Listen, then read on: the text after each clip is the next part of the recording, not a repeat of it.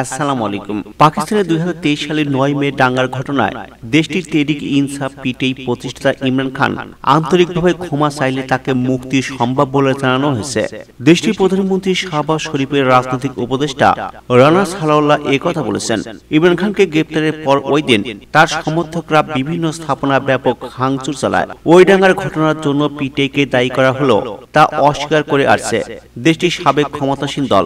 জিও নিউজের অনুষ্ঠানে সানাউল্লাহ বলেছেন, ইমরান খান দেশকে রাজনৈতিক অচল অবস্থার দিকে ঠেলে দিয়েছেন, কারণ তিনি মনে করেন যে তার কার্যক্রমের মাধ্যমে বিপ্লব আনতে পারবেন, কিন্তু না, বিপ্লবের কোনো সম্ভাবনা নেই।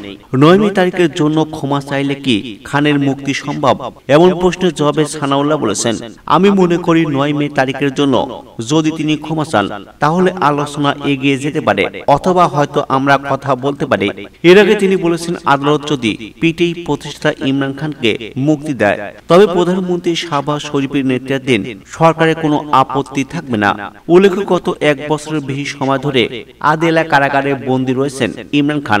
নিউজটি সম্পূর্ণ দেখার জন্য ধন্যবাদ। আমাদের পরবর্তী বাংলা নিউজ আপডেট পেতে আমাদের চ্যানেলটি সাবস্ক্রাইব করে আমাদের সঙ্গেই থাকুন এবং কমেন্টের মাধ্যমে জানিয়ে দিন আপনার মূল্যবান মতামত। ধন্যবাদ।